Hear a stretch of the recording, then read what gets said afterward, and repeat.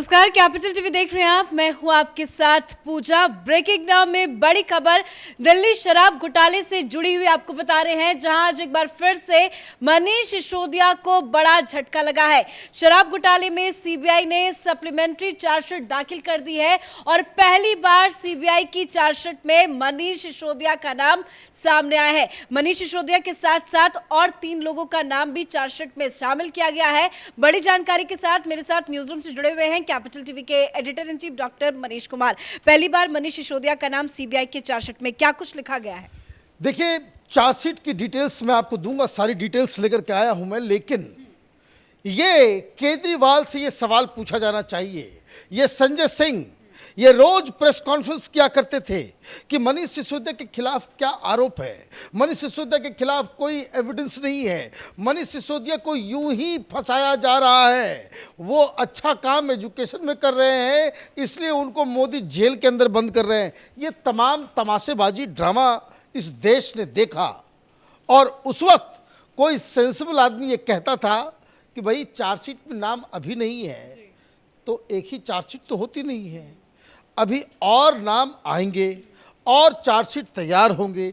ये supplementary chargesheet है तो इसके बाद भी सीबीआई की तरफ से कहा गया है कि ये फाइनल चार्जशीट नहीं है, अभी तो इन्वेस्टिगेशन प्रोग्रेस में ही है, इसलिए और भी कई सारे नाम आएंगे, कई सारे लोगों की गिरफ्तारी होगी और कई बड़े बड़े नाम इस घोटाले में फंदे के पीछे आएंगे। अब जो 4 नए नाम, इसमें मनीष सिसोदिया, के कविता, ये तेलंगाना के सीएम की जो बेटी, जब पहली बार उसका नाम उछला था तो उन्होंने कहा था कि हम कोर्ट लेके जाएंगे। मीडिया वालों को बाकायदा फोन कर करके कहा गया कि खबरदार जो हमारा नाम लिया तो हम पाक साफ हैं, लेकिन क्या मालूम कि ये सारी जो हवाबाजी कलाबाजी, उनको लग रहा था कि ये सरकार जो है उनके ऊपर राजनीतिक दबाव की वजह से उनको छोड़ दिया जाएगा, तो छूटी नहीं तो के कविता का भी नाम है। अरुण पांडे, ये आम आदमी पार्टी के लिए काम करने वाला व्यक्ति है, वो भी इसमें बाकायदा लिस्टेड है, साथ ही अमनदीप ढाल। अब मनीष सिसोदिया तो नप गए, जेल भी चले गए, कल बिल पिटिशन पे सुनवाई भी है और सुप्रीम कोर्ट का दरवाज़ा भी खटखटाया विजय नायर ने।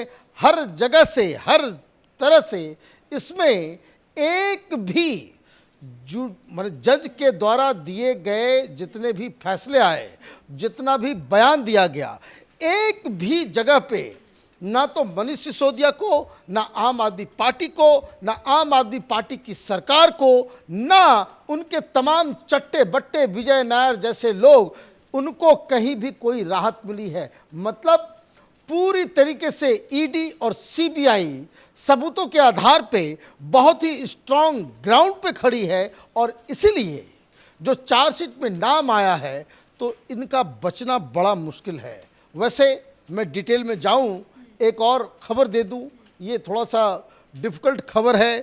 तिहाड़ के अंदर मनीष सिसोदिया बंद हैं और उनकी पत्नी की आज तबीयत ख़राब हो गई तो उनको अपोलो हॉस्पिटल, वो प्राइवेट हॉस्पिटल जो है अपोलो, उसमें उनको भर्ती कराया गया है ना।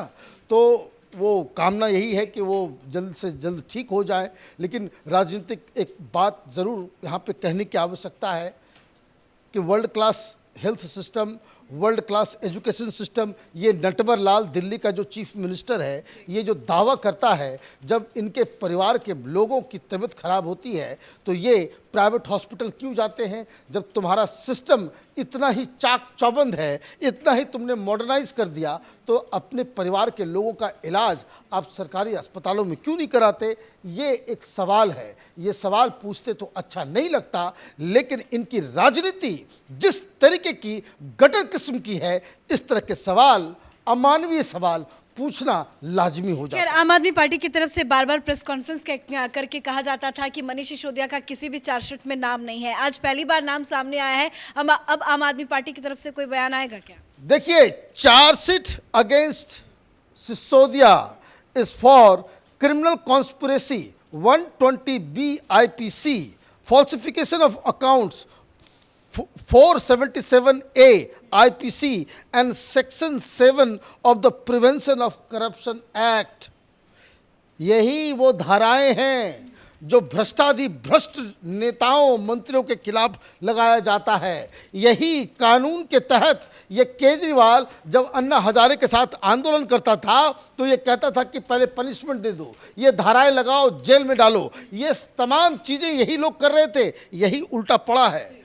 क्या कहा गया है चार्जशीट में? The official said the investigation has revealed Sisodia's complicity in the excise policy scam, especially under Section 7 of the Prevention of Corruption Act, which deals with public servant taking gratification other than legal remuneration in respect of an official act.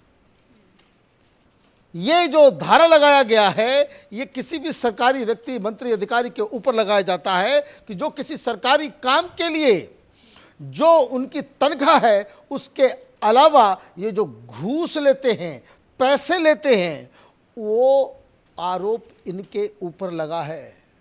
और इस chargesheet में यह भी कहा गया कि मनीष सिसोदिया और उससे जुड़े हुए जितने लोग हैं उनके खिलाफ हमारी इन्वेस्टिगेशन जारी है। अभी और नाम को हम लेकर के आएंगे और ये जो मनी ट्रेल है उसकी बात अभी हम लोग नहीं कर रहे हैं, हमारे पास सबूत है, लेकिन जिसे हम अगले सप्लीमेंट्री चार्जशीट में डालेंगे कि पैसा कौन दिया, कैसे दिया, कहाँ क्या हुआ, ये सारी चीज़ें अभी इन्वेस्टिगेशन की पार्ट है। अब केजरीवाल को भी प्रेस कॉन्फ्रेंस करना चाहिए था कि भाई ये चार्जशीट झूठी है, जज झूठे हैं, कोर्ट झूठा, सारे लोग झूठे, ये सिर्फ अकेला है जो सत्यवादी हरिश्चंद्र जो है उसका रिलेटिव है। अब मसला क्या है? मसला बहुत ही सिंपल है। मनीष सिसोदिया को सीबीआई अपने गिरफ्त में ले चुकी है, बेल नहीं मिल रहा। दूसरी तरफ ईडी वो बहुत बड़ा रेवोल्यूशन करने वाली है। ईडी के केस में साफ साफ मालूम चल रहा है कि ये विजय नायर और भी कुछ लोगों के साथ मिलके इन लोगों ने आम आदमी पार्टी के चुनाव के फंडिंग के लिए इस घोटाले को अंजाम दिया। तो अब कहाँ मुंह छुपा करके बैठे हुए हैं? ऐसे तो हर घंटे प्रेस कॉन्फ्रेंस ये लोग किया करते थे, लेकिन जब से केजरीवाल को सीबीआई ने 9 घंटे पूछताछ की है, इनकी सारी हेकड़ी निकल गई है।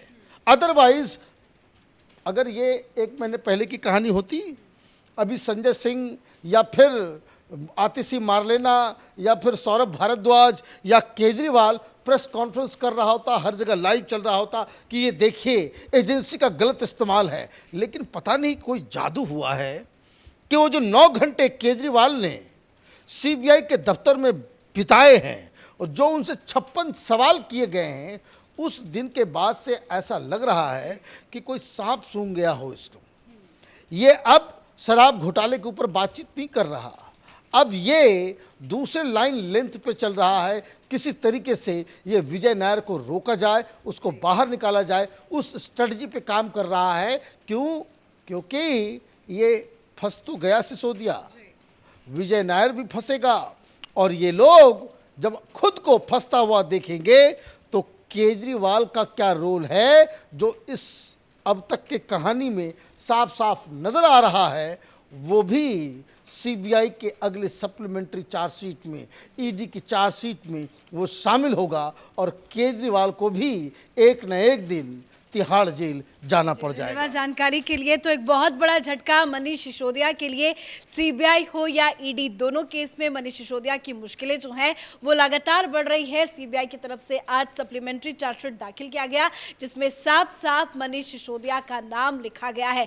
ये पहली बार है जब शराब घोटाले में सीबीआई की चार्जशीट में मनीष सिसोदिया का नाम सामने आया है। उनके साथ ही 3 और आरोपियों का नाम भी उसमें जोड़ा गया है। इस बड़ी खबर में मेरे साथ फिलहाल इतना ही। कैमरा पर्सन रवि के साथ मैं पूजा, कैपिटल टीवी।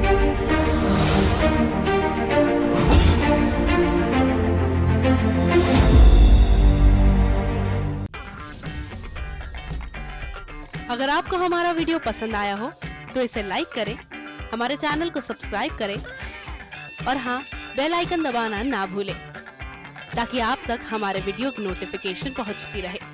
आप अपना सुझाव हमें कमेंट बॉक्स में दे सकते हैं। हमारे साथ जुड़ने के लिए शुक्रिया।